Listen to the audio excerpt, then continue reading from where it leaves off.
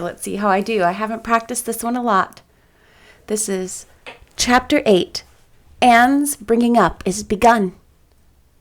For reasons best known to herself, Marilla did not tell Anne that she was to stay at Green Gables until the next afternoon. During the forenoon, she kept the child busy with various tasks and watched over her with a keen eye while she did them. By noon, she had concluded that Anne was smart and obedient, willing to work and quick to learn. Her most serious shortcoming seemed to be a tendency to fall into daydreams in the middle of a task and forget all about it until such time as she was sharply recalled to earth by a reprimand or a catastrophe. When Anne had finished washing the dinner dishes, she suddenly confronted Marilla with the air and expression of one desperately determined to learn the worst. Her thin little body trembled from head to foot. Her face flushed, and her eyes dilated until they were almost black. She clasped her hands together tightly and said in an imploring voice, "Oh, please, Miss Cuthbert, won't you tell me if you are going to send me away or not? I've tried to be patient all morning, but I really feel that I cannot bear not knowing any longer. It's a dreadful feeling. Please, tell me." "You haven't scalded the dishcloth in clean hot water as I told you to," said Marilla immovably. "Just go and do it before you ask any more questions, Anne." Anne went and attended to the dishcloth. Then she returned to Marilla and fastened imploring eyes of the latter's face. "Well," said Marilla, unable to find any excuse for deferring her explanation longer. "I suppose I might as well tell you. Matthew and I have decided to keep you. That is, if you will try and be a good little girl and show yourself grateful." "Why, child, whatever is the matter?" "I'm crying," said Anne in a tone of bewilderment.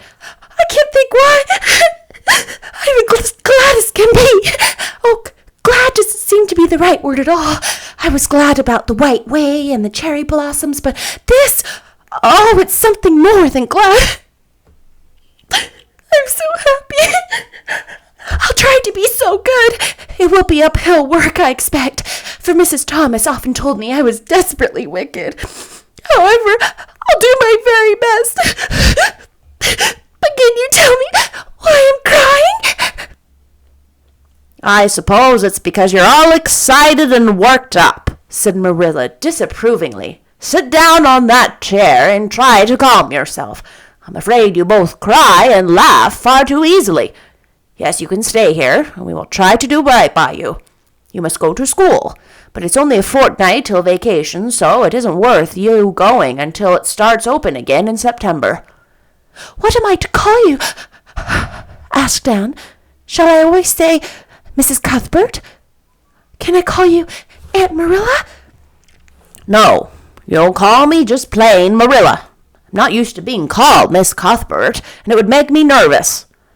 "It sounds awfully disrespectful to just say Marilla," protested Anne. "I guess there'll be nothing disrespectful in it if you're careful to speak respectfully. Everybody, young and old, in Avonlea calls me Marilla, except the minister. He says Miss Cuthbert when he thinks of it." "I'd love to call you Aunt Marilla," said Anne wistfully. "I've never had an aunt or any relation at all, not even a grandmother. It would make me feel as if I really belonged to you. Can't I call you Aunt Marilla?" "No, I'm not your aunt, and I don't believe in calling people names that don't belong to them." "But we could imagine you were my aunt." "I couldn't," said Marilla grimly. "Do you never imagine things differently than what they really are?" asked Anne, wide-eyed. "No." "Oh!" Anne drew a long breath. "Oh! Miss Marilla! How much you miss!" "I don't believe in imagining things different from what they really are," retorted Marilla. "When the Lord puts us in a certain circumstance, he doesn't mean for us to imagine them away. And that reminds me, go into the sitting room, Anne. Be sure your feet are clean and don't let any flies in.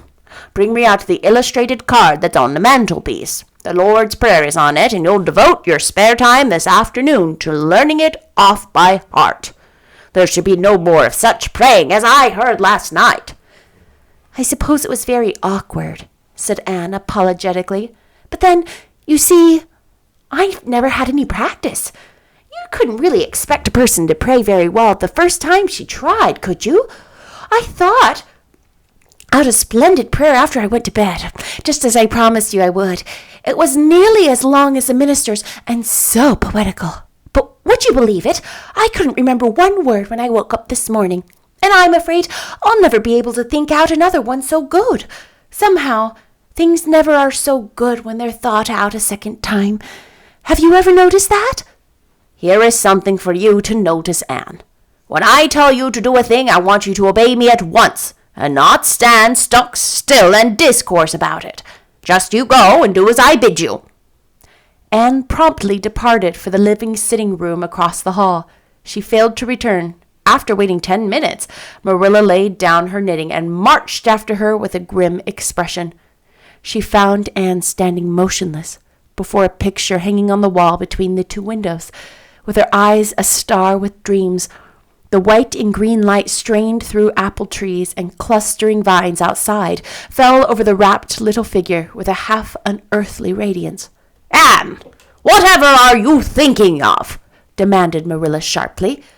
Anne came back to earth with a start. "That," she said, pointing to the picture, a rather vivid chromo entitled, "Christ Blessing Little Children."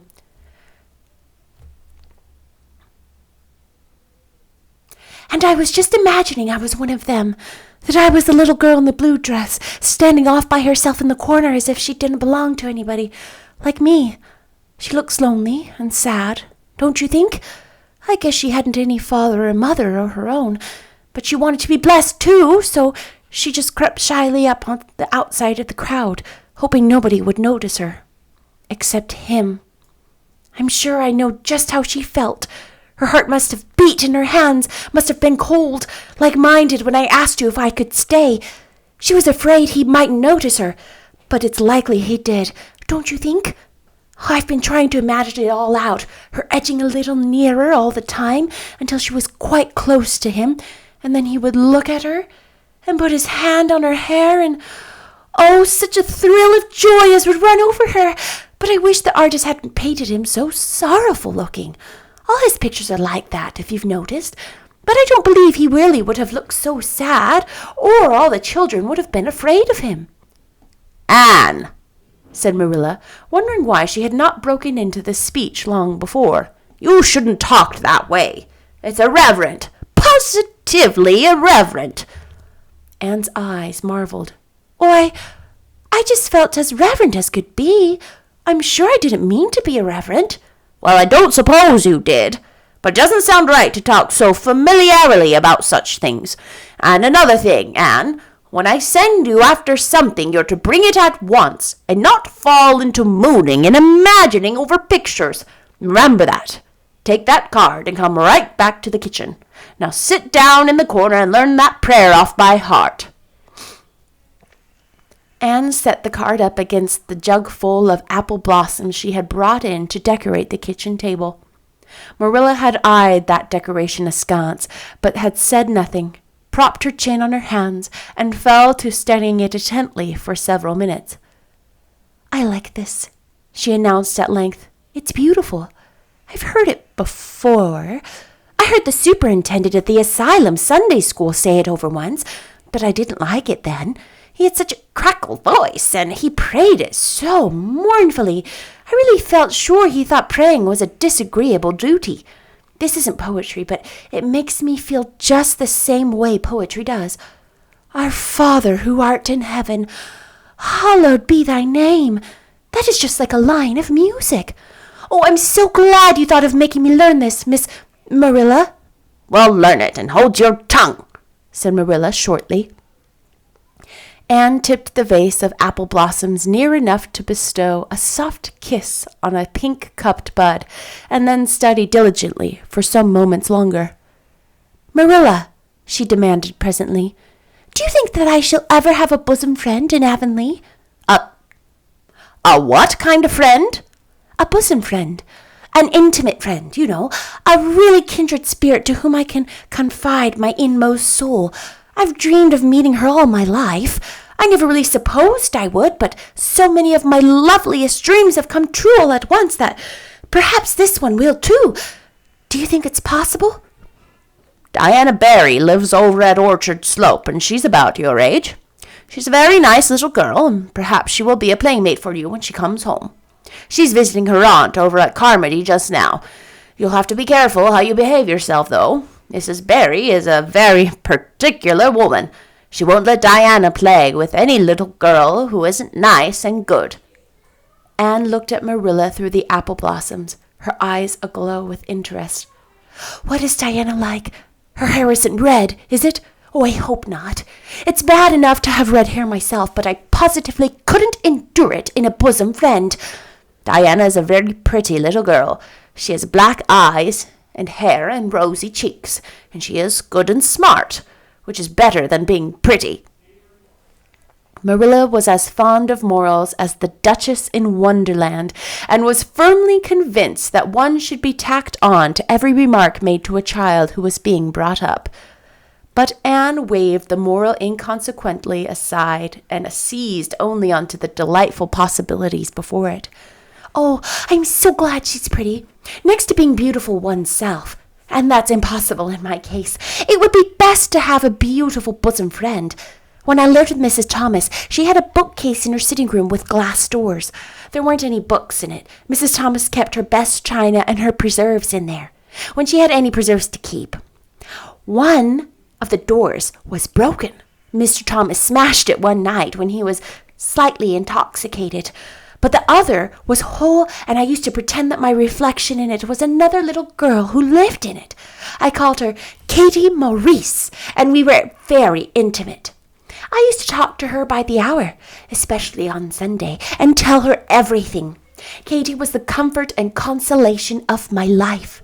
We used to pretend that the bookcase was enchanted, and that if I only knew the spell, I could open the door and step right into the room where Katie Maurice lived, instead of into Mrs. Thomas's shelves of preserves and china. And then Katie Maurice would have taken me by the hand and led me out into a wonderful place of flowers and sunshine and fairies, and we would have lived there happily forever after. When I went to live with Mrs. Hammond, it just broke my heart to leave Katie Maurice. She felt it dreadfully, too. I know she did, for she was crying when she kissed me goodbye through the bookcase door. There was no bookcase at Mrs. Hammond's, but just up the river a little way from the house, there was a long green little valley, and the loveliest echo lived there. It echoed back every word you said, even if you didn't talk a bit loud.